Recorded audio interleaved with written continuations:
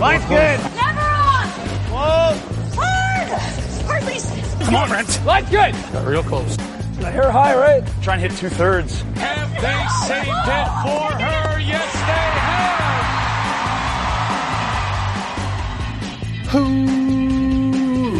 Welcome to Game of Stones, everybody. I am Sean Graham. Scott.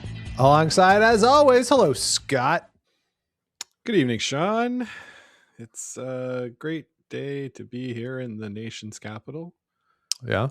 And I was out on the west coast of our lovely country last week. Mm-hmm. Oh my God, Sean, why doesn't everybody live there? It's like 10 degrees and sunny, middle of February. The crocuses are popping up.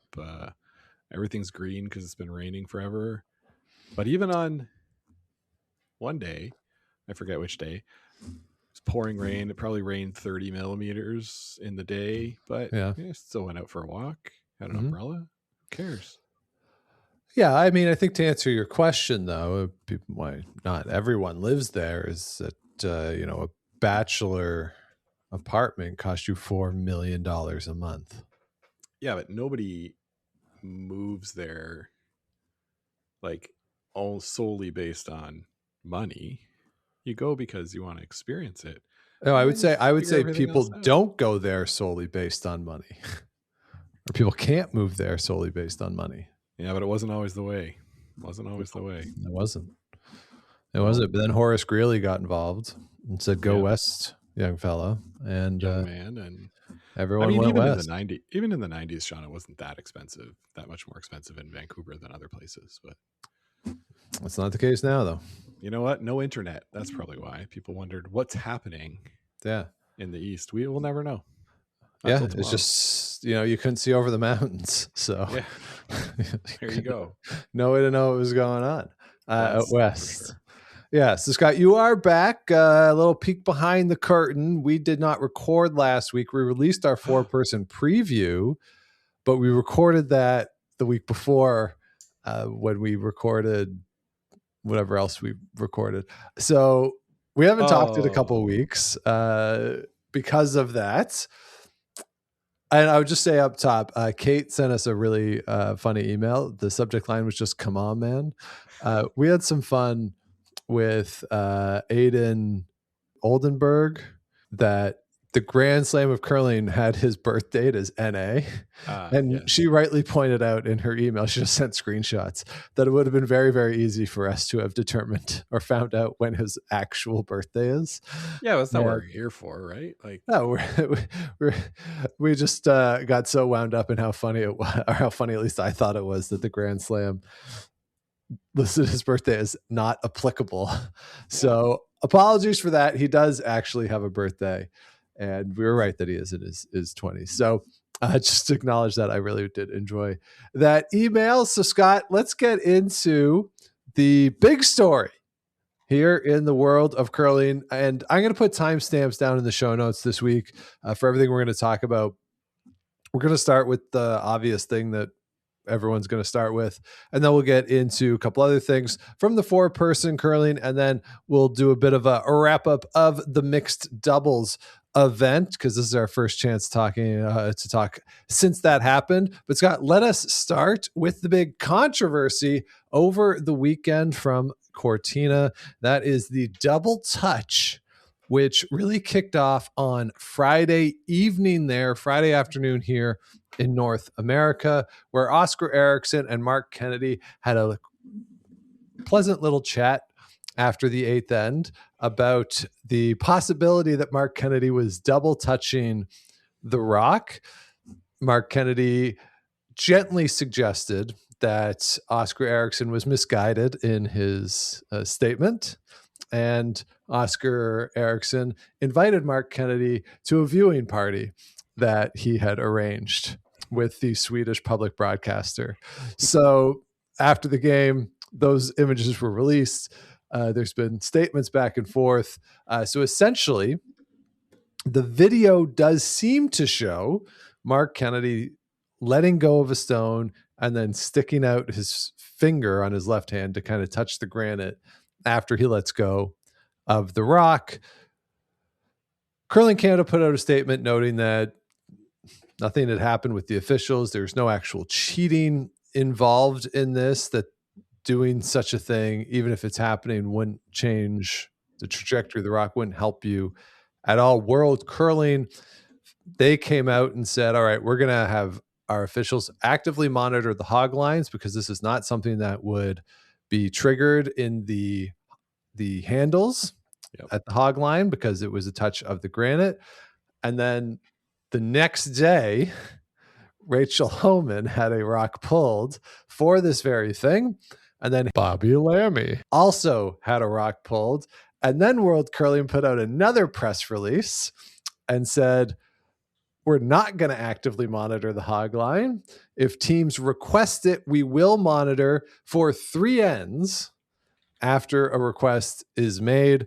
The reason for this, Scott, and we talked about this when the sweeping changes were put into place, they don't have enough officials to watch all the games. They only have 2. So where the situation stands since then is that there are the 2 officials who are there on request if they need, or if a team wants somebody to watch the hog line. There has not been any incidents since as it relates to the double touch, but this has garnered plenty of international attention. Some of it quite funny international attention. So Scott, where do you want to start with all of this?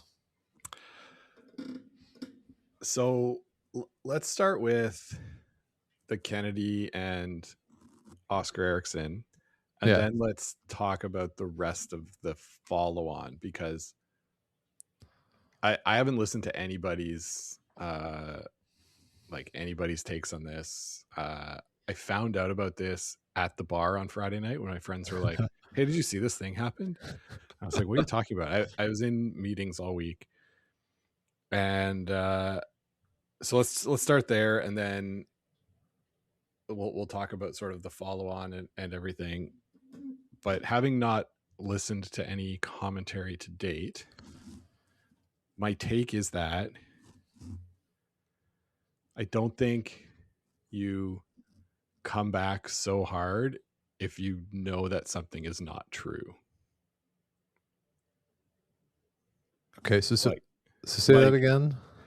Like, I don't think Marc Kennedy would have been so livid both then and afterwards. Yeah.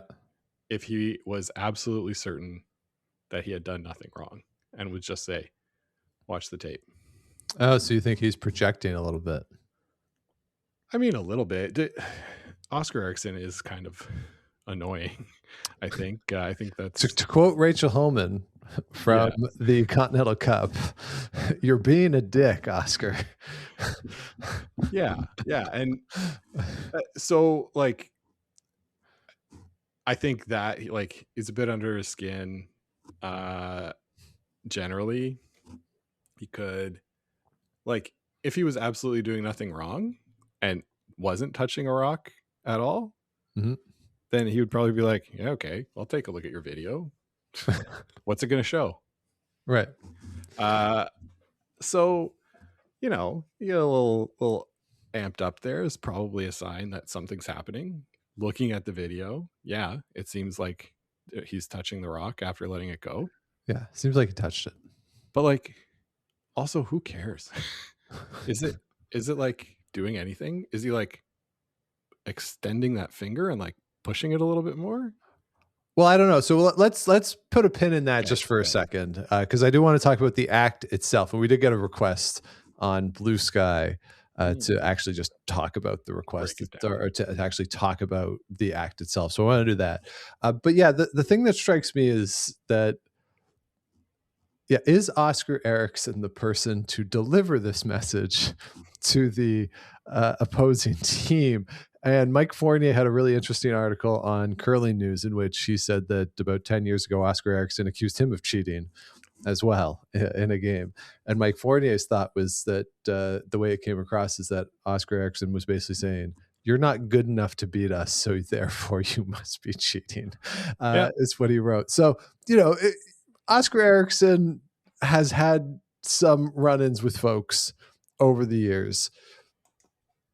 Also, the fact that the Swedish camera for their public broadcaster was at the hog is line. right there on the hog line, that would indicate that perhaps the team had asked, hey, could you get this angle? And Jennifer Jones was on one of the CBC things, and she said that this is something that she has heard about on tour, that some teams have talked about, that maybe this happens a little bit. Yeah. So there might have been some premeditation there. The fact that Sweden was 0-2 at the time, I don't know if that has anything to do with it. I feel like probably would have done this anyway. And if it's a way that you can get into the heads of the Canadians, then why not? Like, I see nothing wrong with anything that anybody did. Right? For as much as, okay, like Oskar Eriksson has a history of getting into stuff with folks on occasion, and for as much as maybe Marc Kennedy was deserving of the verbal warning he got for his language. Okay, great. Like, I don't think anything is necessarily fully out of line with any of what happened in the game or in the post game. Okay. Yeah. I agree. There's also like so Oskar Eriksson is not the right person to be doing this. The way in which he did it was also very, very passive aggressive. Yeah. And he could have said, hey, you're touching the rock after you let go of the handle. Don't do that again. Right. Well, so he did go to the official earlier in the game. So Sweden had discussions with the official. The Canadians then had discussions with the official about something else, which Marc Kennedy alluded to, about Oskar Eriksson moving behind the sheet while he was throwing a peel. And I'll just say, a lot of the memes I've seen are Marc Kennedy touching things now. There's a really great one out on Instagram of Marc Kennedy poking the figure skaters as they're falling down. It's like, here's why all the figure skaters are falling. It's Marc Kennedy just comes out and pokes them. But Marc Kennedy's dance deserves to be one too. He sort of throws his arms up and like moves about. It's like, you're dancing behind me. It's great. Yeah. So like both teams had talked to the official, and I think that the fact that it's broached initially through the official and then comes out, yes, in a very passive aggressive way after the eighth end, I think that's maybe why people thought too, the sense of like, he's doing it because they're losing and he's angry because they're losing. But again, clearly because the camera was there and they'd already talked to the official, it wasn't necessarily the result of the game that prompted it. No, you're right. It wasn't the result. And it does seem premeditated. And premeditated makes it sound like evil too. It's like, it's something they had talked about. They felt that Marc Kennedy does this, and they, rather than have it be speculative or say like, we think you're doing this. And I think we've all played people, like anyone who's played for a while at the rec level, you know, people who get really close to the hog line or just blatantly go over it, right? And we've had a situation a couple of years ago, Scott, where someone was clearly going over the line with the rock in his hand. We said, hey, we think you're going over the line. And it wasn't a Marc Kennedy level response, but it was similar in the protestation of no, I'm not. And so I can see Sweden being like, well, we think you're doing this. Let's get it on camera. Yeah. And I feel like the rational answer to, hey, we think you're doing this is, oh, thanks for telling me. I'll not do that. Not, I definitely didn't do it. You're wrong. You're blind. It's 100% didn't happen. No way. Because then, like, he who doth protest too much. Yeah. And it also makes you think that maybe this is something that has been discussed before, that has come up before. Yeah. And I think it's probably safe to say these guys don't like each other. No, I don't think they're going to be exchanging Christmas cards this year. And also too, I would say too, like Oskar Eriksson was so confident of like, oh, I'll show you a video after the game, that he clearly must have gotten some indication from whoever is taking that video. Yeah. Or the coaching staff did, or like someone on the support team like got word and then it filtered back to him, because he is so confident when he says that. Oh yeah. Yeah. He definitely is confident. Sean, what do you think of this as behavior coming from two Olympic gold medalists? Is it just two ultra competitive guys who are trying to be competitive and win again? Or is it like, to me, it seems like a bit petty for people. I think you're right. I think there's a pettiness to this, but I think it tracks with both of their personalities. Of like, Oskar Eriksson is a bit of a pest, and I think wants to be a bit of a pest to the other team. And there's nothing wrong with that, right? Every sport has those guys who you love them when you're on your team and you hate them when they're on the other team. And I think he would fit to that category.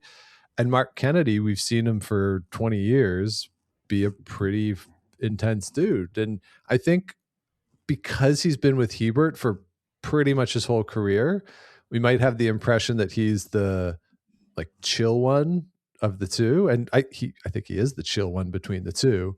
But being the chill one next to Ben Hebert still leaves a lot of room for high level intensity.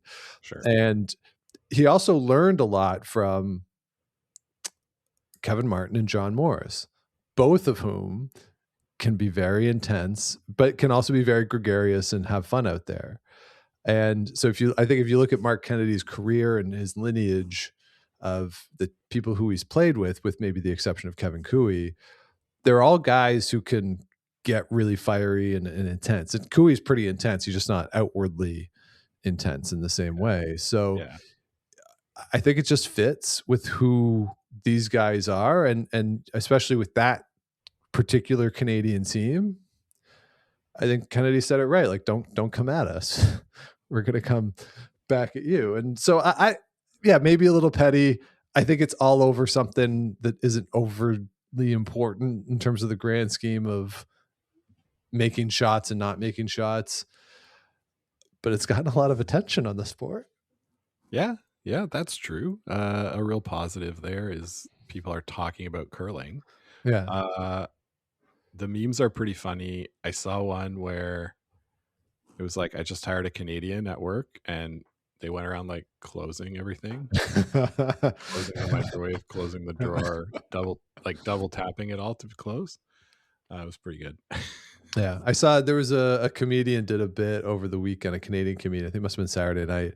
You're like, well, over the last year, a lot's been going on, 51st state tariffs. And we're all just like, oh, no, thank you. Like, we're good. Elbows up. Oh, yeah. But then someone accuses us of cheating at curling. Fuck off, Oskar. Like, that's what sets us off. Just pretty good stuff right there. Pretty good. I will say, too, I've watched multiple times the Rachel Holman one and the Bobby Lammy. I think they both touched the rock too. I think those were both the correct call. They're both hard to tell. And I think in both of those cases, as they're letting go, they're just kind of dropping their hand a bit. Like you let go, drop your hand a couple inches, and you just get the top of the rock. I think that's what happened in both of them. And I think in both cases, because Rachel was very clear of what she says, 100% no way I didn't do it.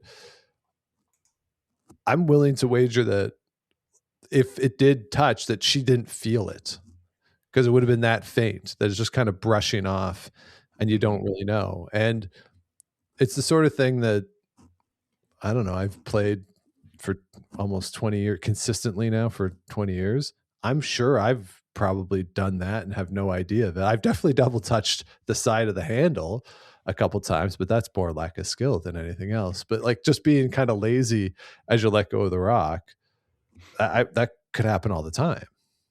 Yeah, and it's weird to me when Rachel Holman does it, because she really pops it, and like she's been spinning them really hard this week. So really hard, spin it, and then your finger drops and touches. But again, like, okay, oh no, like, yeah, who cares? There's, things happen in our games where it's like, oh, I touched the rock with my broom, but like it didn't move the rock. It's fine. Just leave it. Like, Yeah. Yeah. So that's the drama of it all, which to me is more entertainment than actually substantive. And I'll just note too that in the grand scheme of what's going on in the world in 2026, like none of this actually matters. No. But in terms of the Olympics, it's gotten a lot of attention, a lot of discussion on it. As I say, in terms of the drama of it all, that is what it is. It's kind of fun to talk about. But let's talk about the actual act. Does this matter? So, Scott, as I am wont to do, I went to the rules. Ooh, I like it. Yeah. So there is a note in here about a double touch. So touching moving stones. This is R9 in the 2025 rules. It says that a double touch by the person delivering the stone prior to the hog line at the delivering end is not considered a violation. Now that's what the rules state. So that's, you can touch the handle. So World Curling has clarified this week that touching the granite is not allowed. So a double touch of the handle, that happens, no penalty because it won't flash and you're on the handle. But if you touch the granite, then the stone would be removed, even if it is not presumably at the hog line yet. The stone, once the stone passes the T line from the delivering end, it is considered a delivered stone. Yes. So for your reference, if you ever slide out and you're like, man, I'm 3 feet off the broom, if you can stop yourself before the T line, it's not considered a throw. You don't even have to stop yourself. You just stop the rock, throw it backwards. Yeah. So, but do it safely. And don't throw it into the hack. Your ice maker will not like you. So, in that case, that would be considered the double touch. So I would say in the case of Rachel Homan and Bobby Lammy, where to my eye at least, as they let go of the stone, their hand just grazes the rock, either the top of the rock or maybe just the side of the granite. I don't think that has any thing to do with the trajectory of the rock whatsoever. The Kennedy one is potentially slightly different in that it seems like a clean release to me, and then the hand drops and the finger touches the side of the stone is what it looks like to me. It's almost like a little ET, like just a little right?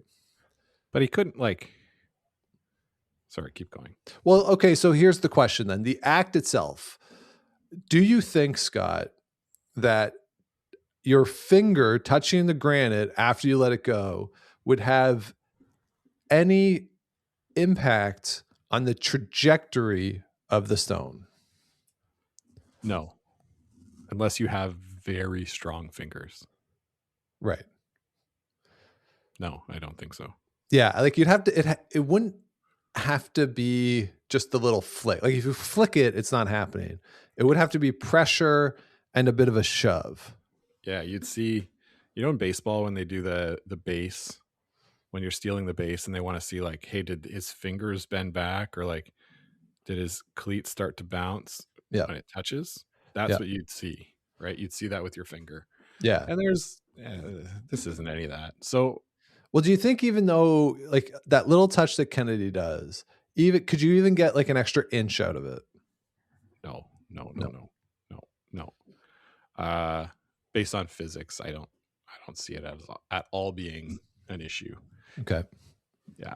You are the scientist. That's what they tell me. That's what's on my degree. Yeah. Yeah. Okay, so then why do you think he has that motion in that particular case? To keep what does that accomplish? Is it just keeping you straight to the target? It's probably like you're sliding at it. You want to keep your finger there to make sure you're sliding and delivering on the broom. Okay, so it's almost like I've let the rock go. I want to keep this here for my eye of where I want the rock to be going as I call the line. So this way I'll know, am I outside or inside? It's almost like in golf where they put up the putter in front of them. Plum bobbing? Does it almost serve as that sort of idea, is helping you determine It's like a visual marker for what you want the line to be, you think? No, I think it could just be like a habit to make sure that you've got the release that you want. So you want to make sure on your release that you end up with your finger pointing forward. Okay. So you're not over rotating or under rotating, right? Because if you're over rotating and you end up with your finger pointing to the side a bit, you just want to not do that. So however they determine that they need to release it, that's probably just a finishing mechanism to help their bodies do the right thing. And in Kennedy's case too, he gets so low, like tuck adjacent, if not full tuck. I could see why he brings his hand down to do that too, because if he keeps his hand where it is, he can't probably see. Yeah. He's got to get his hand below his eye line at that point. Yeah, I think so.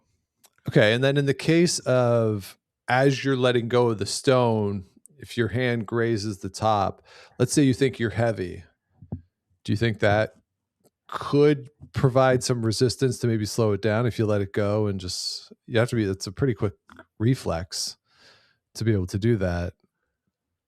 Yeah. And again, like, do you have like Spider-Man hands where you can be sticky enough to slow it down? I don't know. I mean, maybe you could. Yeah. Maybe you could slow it down a little bit, but I think you'd have to touch right on the top to to make that happen. If you're touching it like right on the back, you're not going to be able to slow it down at all. It needs to be on the top.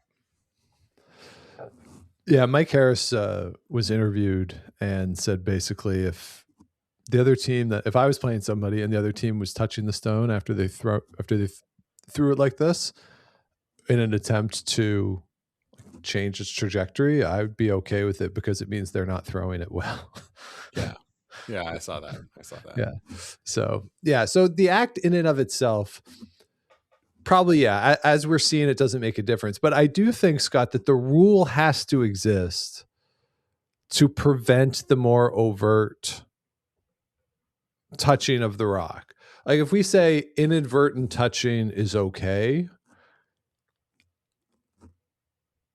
I don't think it would take an unscrupulous actor that much to potentially use this to their advantage. And for as much as, black and white rules, like violation, not a violation, can be annoying when things are inadvertent, determining inadvertent versus advertent is really hard, particularly when we don't have enough officials. That is also a problem. Yeah. Not having enough officials. Yeah. So I think the rule needs to exist. There is an argument to be made, letter versus spirit of the rule, right? The spirit of the rule is that once you let it go, you cannot change the trajectory of it with the exception of sweeping, right? Which can change the trajectory of it, but you can't touch the stone to change the trajectory of it. That is the spirit of it. But the letter of the rule has to be you can't make any contact with it at all, because the shades of gray just don't seem to ever work in sport. Yeah, you're right. So that's what's going on there. Scott, I think what was more interesting to me is that this completely overshadowed what happened in the wee hours of the morning on Friday, where Brad Jacobs went at Team USA a little bit in the post-game comments. Team Casper made a really nice shot, a really good freeze in that game, and we're fired up about making a good shot. And then Jacobs makes a better shot, a little slash, and they score 2. And after the game, he said that the premature celebrating was a sign of inexperience, and that it felt even better to put up a deuce on them after they celebrated that shot.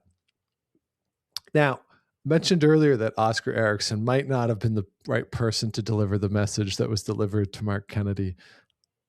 Are we sure that Brad Jacobs is the person to deliver this particular message about celebrating? Yeah. Mr. Come On, right? I mean, that's their whole thing. like when they went on that run 2013 and 14, I mean, I don't know if they ever celebrated a great shot like that when they didn't have the hammer. Like I don't know. But I mean, these are young kids. They're at the Olympics. When the Americans are playing, Yeah.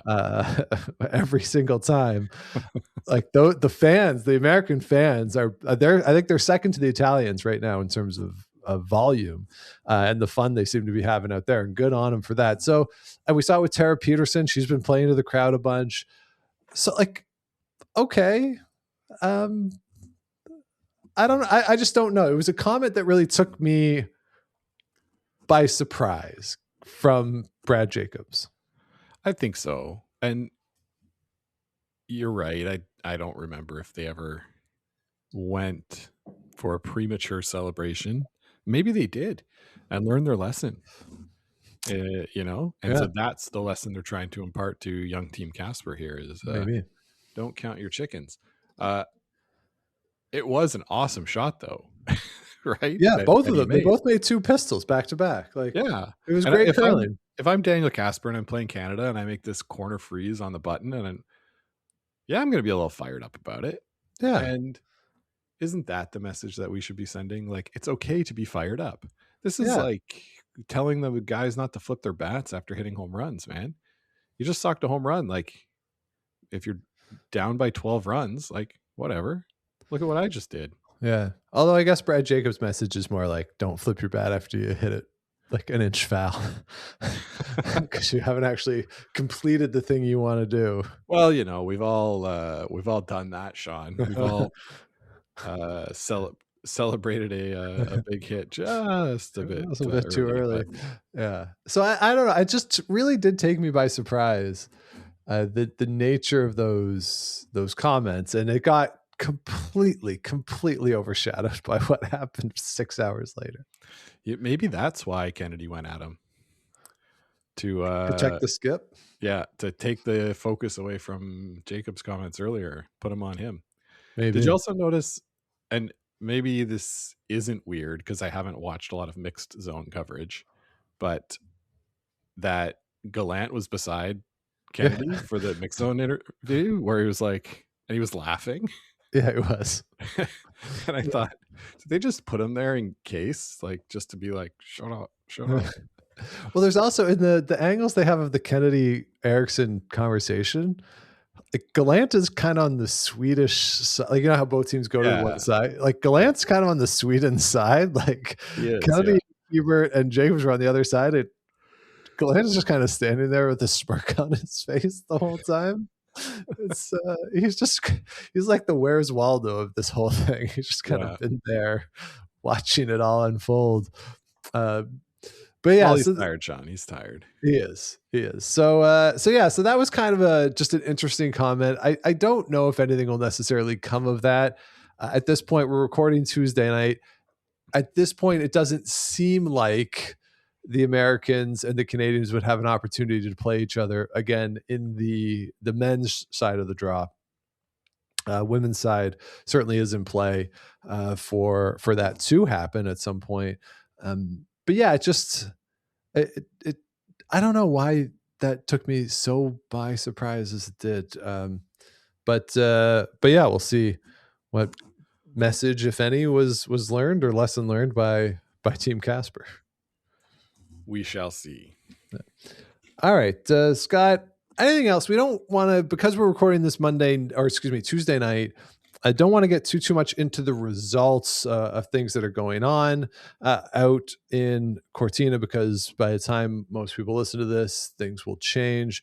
The only little prediction-y type thing I just want to throw out there, Scott, on the men's side, with Great Britain losing to Canada today, they made a really big deal in the broadcast, in the CBC broadcast, that Great Britain is probably out at this point. They really made a big deal about this.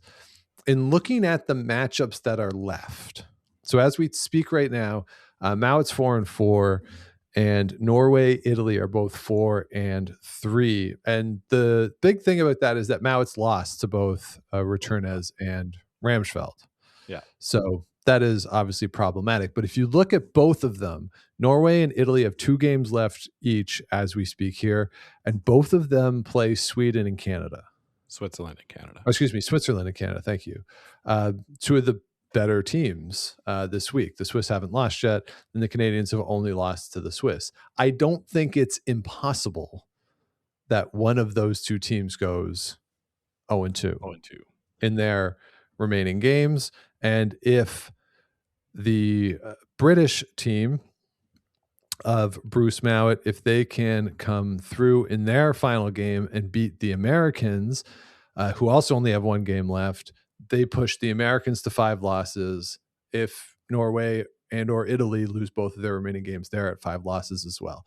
So it actually could be a very interesting spot there Friday morning. The last men's round robin draw, the American and the British game could almost be a winner and in, depending on what happens elsewhere. Yeah.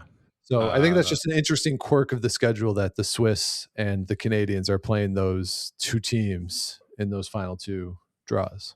Yeah. I was looking at that earlier today too.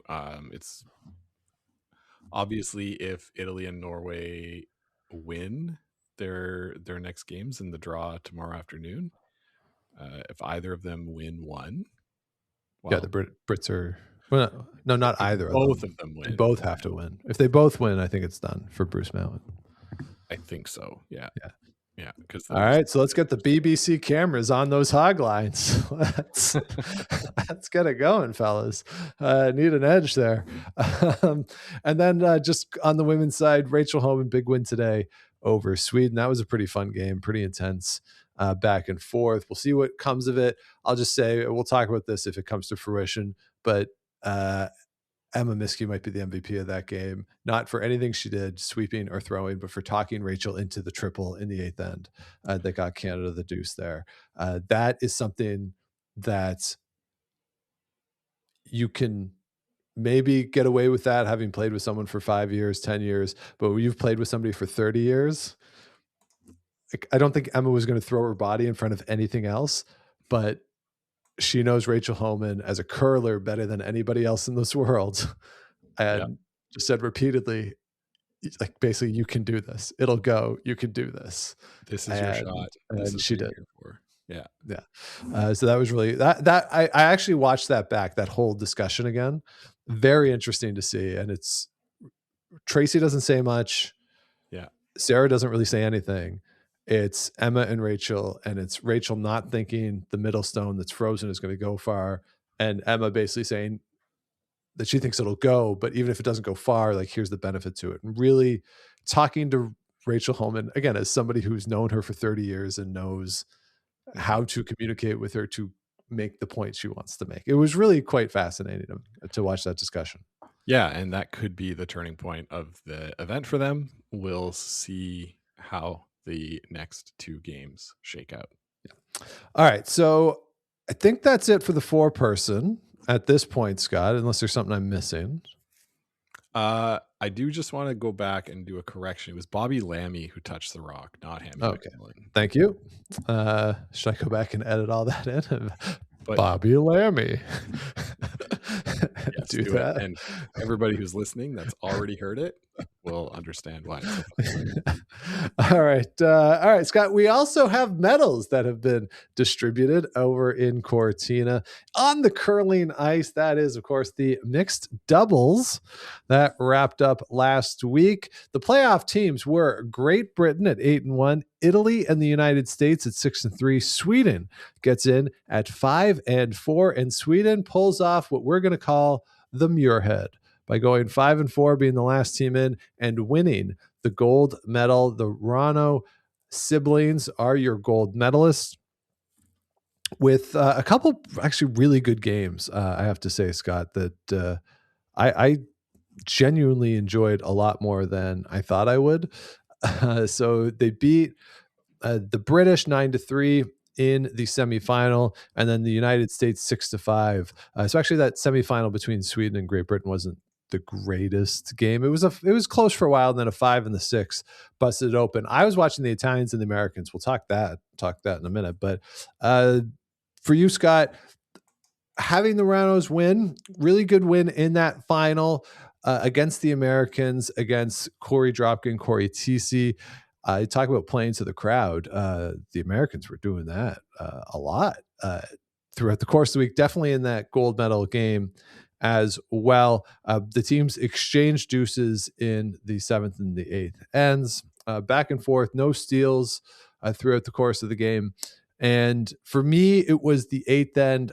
The Americans just started to like leak oil a little bit in that 8th end. They were playing really well. Just a couple misses by Corey Dropkin, and Corey Tisi on her last just couldn't quite get it where they needed to. But overall, a really good game in the gold medal game. And I think both teams full fare as your gold and silver medalists, respectfully. Yeah, for sure. Sean, as I mentioned, I was out west, and it makes it even less advantageous a time zone to watch things, as afternoon draw at 5 a.m.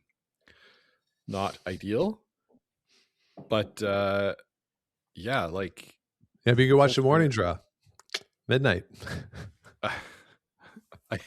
I did think about getting up at midnight, but it didn't work. So yeah, I think full fare for both of these teams. Team Dropkin and TC had a really hot, let me just look here. Sorry. They had a really big start to the week, hey?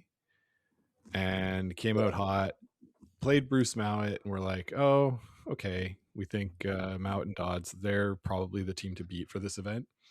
Lost a tough one to Korea, and then Italy later in, and you think, oh, maybe they're running out of steam a bit, but managed to pick up at the end of the round robin and get in.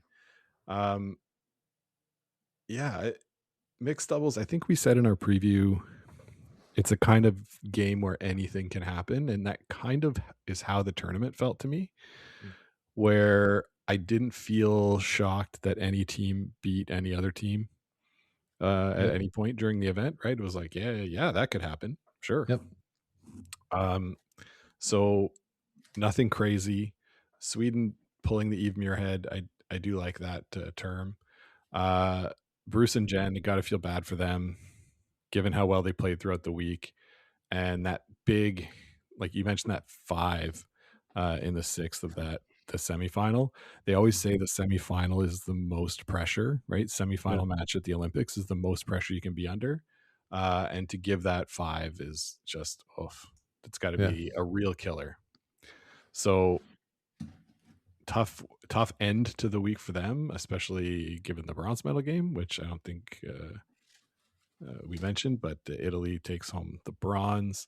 And yeah, just a bit of a letdown. I that's what I would say, a letdown for them. They weren't able to get any multiples. It was just kind of like, okay, we're doing this.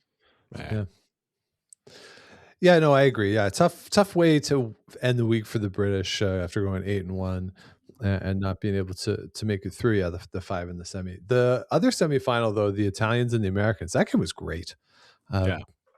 Really, really good. Again, no steals, back and forth. There was, if I count here, 4, 5, 6, 7 of the 8 ends had a multiple score on it. Stefania Constantini, she scored 75% in that game, but it felt a lot higher. She made a ton of draws, not only in that game, but all week, but she was making draws to the side of the button for extra points. And it was just, that was an incredible game. But it struck me, Scott, in watching the semifinal in particular, I felt this way a little bit during the final, but again, the 8th end was kind of a letdown. I don't think a mixed doubles game for me would ever be like game of the year, because it doesn't have time to ratchet up the pressure or the intensity of the moment, right? The drama of it.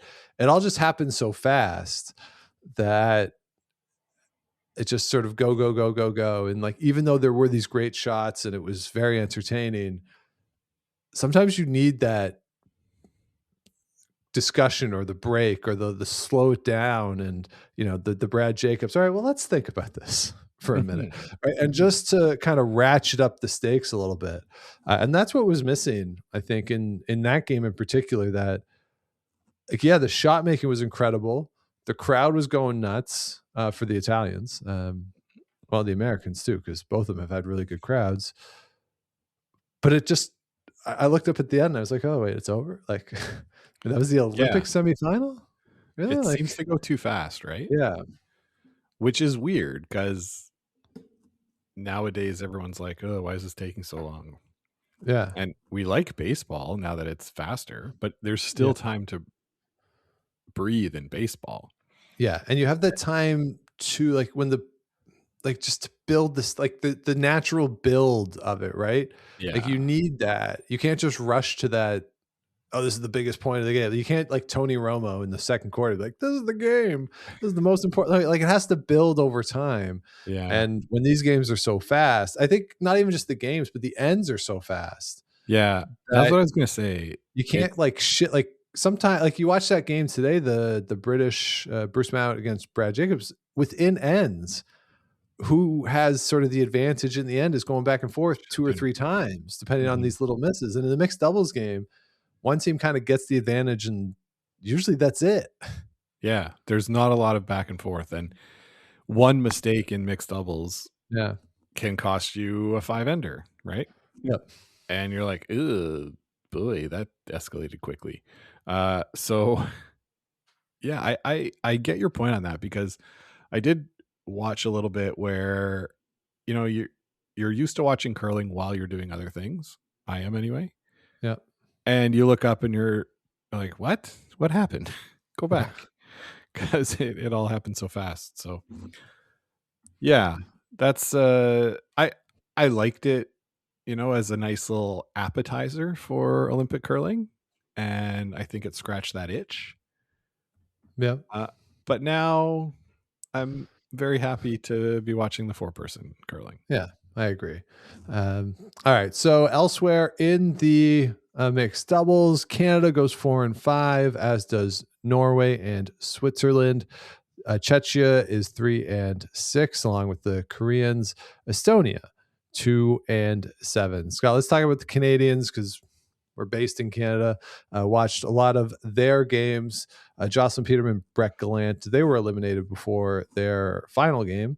Very disappointing week for them, particularly how it played out. Got off to a good start, then go on that losing streak and get a win in their last one, which is very nice. They were 3-0, then lost 5 in a row, and win their last one. Excuse me. But I think from what I saw, and I haven't looked at the numbers or done any sort of dive into this, the issue was Brett Gallant was just a little off through the course of the week. It wasn't bad by any means, but it was just on the wrong side of the angle a lot. And Jocelyn made a bunch of really good shots to get them out of ends, to get them points, to just keep going. So she played really well. Had a couple untimely misses as well, but it was just Brett really struggled, I think, getting those angles right over the course of the week. And they talked about they changed the conditions. They made things ended up being faster and straighter through the middle of the event. They didn't adjust quickly enough. They were trying to. I noticed it too. When they were 3-0, their fourth game, I hadn't read anything. I wasn't paying attention to what was going on with the ice, and I watched them for an end, and I thought they're throwing weird. Yeah. And not like weird. Like they clearly weren't having the same release as normal, and that's because they were trying to get curl, so they were going with the softer release. Mm-hmm. I'm a proponent of both teams are on the same ice. Whoever figures it out first and throws it better wins. Mm-hmm. So they didn't figure it out fast enough, and the other teams did. And they had a tough week, and that happens sometimes. Yeah, it's part of the game, right? Is figuring out the playing surface and figuring out the rocks. And these rocks were different than the 4-person rocks, is Correct, what I heard. So you've also got that to deal with, but it's like a switch flipped after they beat Italy. and they were just kind of lost after that. They would start slow, sort of figure it out halfway through the game, but it was a bit too late each time. Neither of them are going to be happy with their performance. There's no sense us piling on, right? No one's beating themselves up more than they are. They tried their best. I think if you look through the week, it's the game that sticks out to me as the loss to Estonia. Yeah. If only because they were the low team in the field. Yeah. They also lost to the Koreans. They lost to the two lowest ranked teams. Yeah. And if you're gonna do that, you maybe shouldn't make the playoffs, but like that was just like really tough. And I think the tough day, World Curling keeps closing out the right thing on me. There was the day when they played the two games, right? They played Sweden early and lost like kind of a heartbreaker on the last rock. Isabella Rana made a really good shot to beat them. And then they had to come out in the very next draw and play Korea. And they dropped that draw too. The other thing that was working against them all week is that they only had the hammer twice in the event. Yeah. And if I look at the draw shot challenge standings, they were 9th out of 10 in draw shot challenge. Not going to do it, right? Nope. And I think in mixed doubles, especially where having the hammer is so important to scoring and it switches every end no matter what, not having it at the beginning of the game to build that momentum, build that lead, really, really hurt them. Yeah. So tough week for them. I hope this for all the teams, to be honest, that they can look back, and I hope they enjoyed the experience, because how often can you go with your spouse to the Olympics doing the thing you love, right? Dream come true. Like, yeah, the results aren't what they wanted, but like for them as human beings, I genuinely hope that probably in the summer when they have a chance to sit and reflect, and sort of the season's done. Well, I guess Jocelyn's season is essentially done at this point. Brett and the guys have announced they're going to go play in the Briar, but I hope that they can sit together, like, go on a vacation, do whatever, take their son with them, and just reflect and really be grateful for that experience, that they got to do it together, that their families were there. Because the last time when they were there in 2022, they had each other, but as they were both there, the 4-person. But now you could share it with your family, your son, and he'll have memories of it. So, okay, you didn't win. Like, yes, and I know you play to win the games, but in this particular case, and for all of them, like, I hope you sort of enjoy that experience and can be proud of what they have accomplished. Because to get to that point, especially from this country, not that any other country is necessarily easy, it's a lot of work, and good on them for doing it. So absolutely, well said, Sean. I think I also hope that they did say at one point, you go and your son doesn't care if you won or lost. He still loves you. And he just wants to know if he's got an ice cream later. That's probably all he cares about. Like, I think that was some nice perspective, right? And I think they both got that, and hope that you're right. Like, they can go and find some time to chill. Yeah. And then just to put a quick pin in our conversation from earlier, if you're going after the family members of players for anything, like, stop it. Oh yeah, don't do that. Just stop it. Because come on. And honestly, if you're going after players like on social media, like, just stop that too. Yeah. Make the world a better place, not a sadder place. Yeah. So there you go. So anything else, Scott, coming out of Cortina and the Olympic Games that you want to talk about? No. Okay. The only thing I want to say just really quick, this is not a curling related thing. I feel like for the past, at least 2, if not 3 Olympics. I don't remember Sochi well enough. I remember reading articles and people being very concerned that there's not enough snow. We don't have enough snow for the events. So it made me chuckle today when a bunch of the skiing things were postponed because there was too much snow.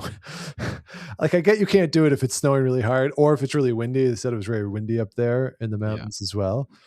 But it's just a nice change of pace from we don't have enough snow. What are we going to do to, oh no, we have too much snow. We can't do this. I don't know. Brought a smile to my face, I have to say. Yeah, that's nice. You know, I should ask some of my international weather forecasting friends if they've been recruited for this games. I know some of the people that did Vancouver. Okay. They would go out and they had to, they were forecasting winds to down to like the meter per second for the ski jump and the other aerials. Like, it was very, very precise, the amount. It would have to be, yeah.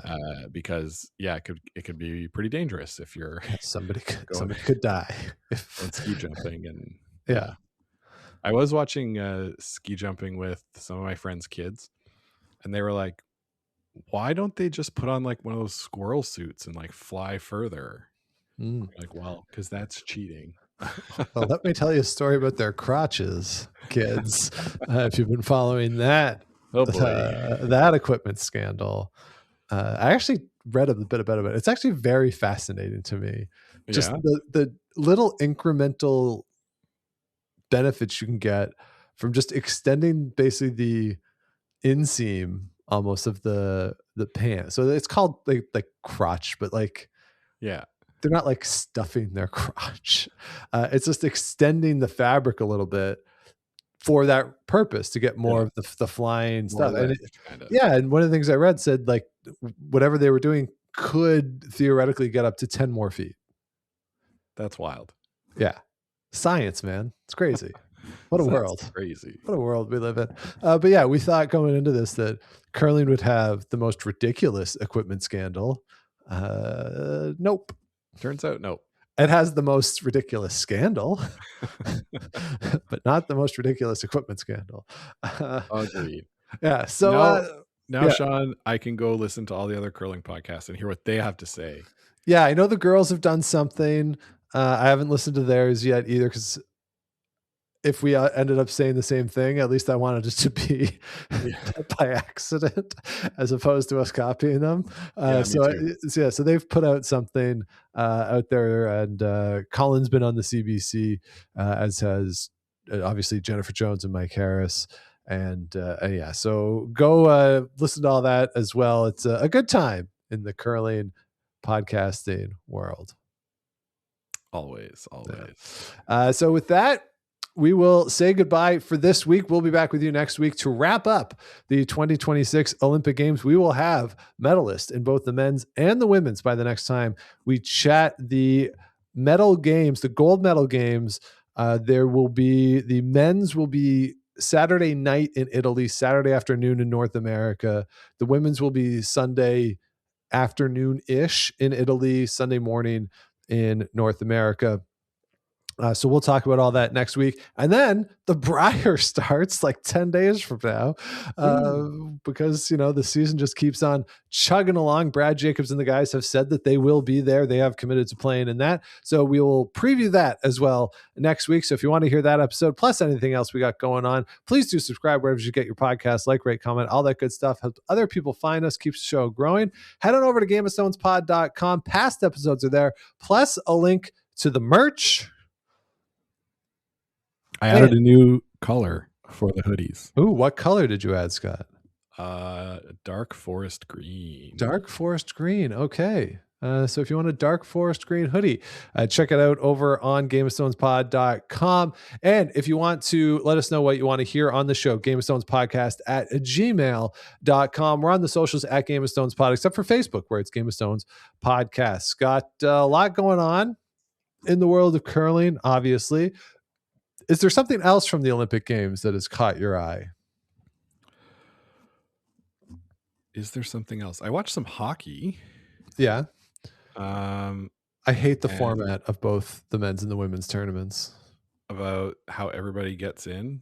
In the women's, yeah. Like those games didn't really seem to matter. Like, well, the women's I kind of understand because you don't want too many games that are like 14-1 or whatever. Sure. So, okay, all 5 of the best teams are in one pool. They'll all play each other.